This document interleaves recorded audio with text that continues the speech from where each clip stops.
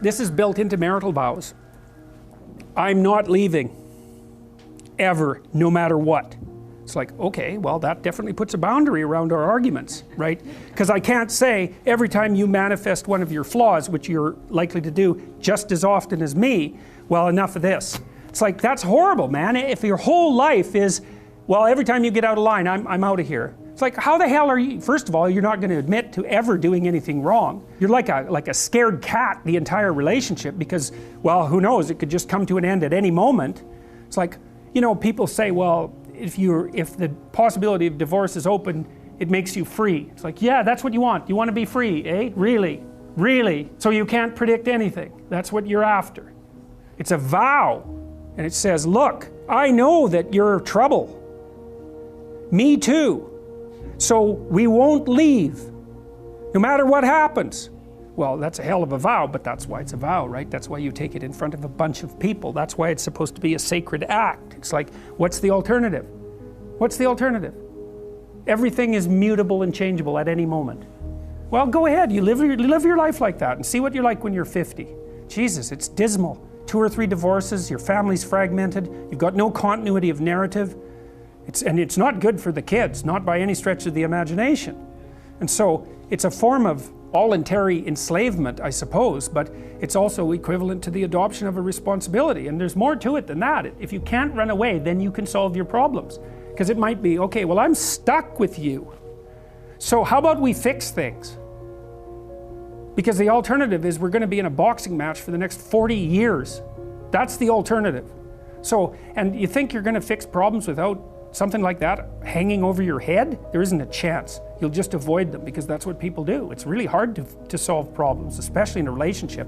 We're having a fight and I find out that it's, you know, because you were abused by your uncle when you were 5 or some goddamn thing. You know, it's like, it's very frequent that that sort of thing happens. There's your partner's, you know, manifesting some weird anomalous behavior. You just can't make heads or tails of it. It doesn't seem related to what you're doing at all. They don't want to talk about it.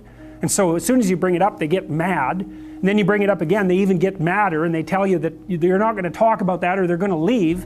And so maybe you're really, really persistent because you're kind of a son of a bitch, and then they break down and cry, you know, and then they have this horrible memory that comes flooding forward that's completely, you don't know what to do with it, and then you have to sort it out.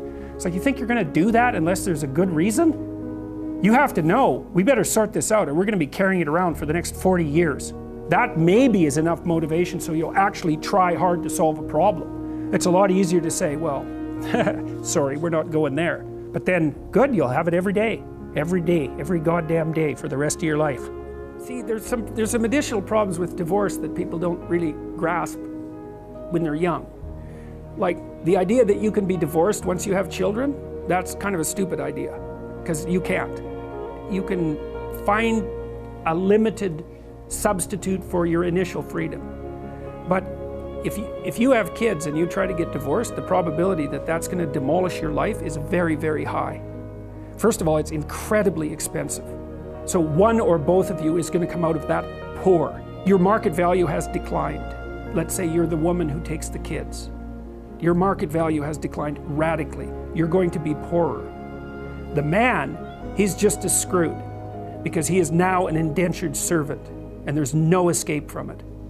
So it's not so bad if you can negotiate a peaceful separation, and some people can, but lots of times if you have a terrible relationship, it's not like negotiating a peaceful separation is all that easy.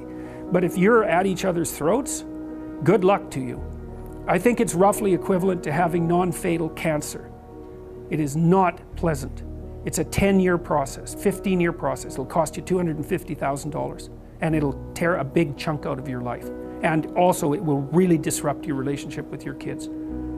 And you know, you bring kids into a step-parent family, they do not do as well. Step-parents are not as good parents as biological parents, and the data on that is clear. Now, obviously there are exceptions, because there are terrible biological parents, and there are wonderful step-parents. But if you look in aggregate, it's not that easy to care for children. You need everything you can binding you to them. And if they're someone else's children, mostly they get in the way of the person that you love, right?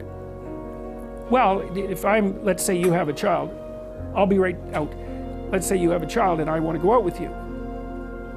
Every second you spend with that child is the second you don't spend with me.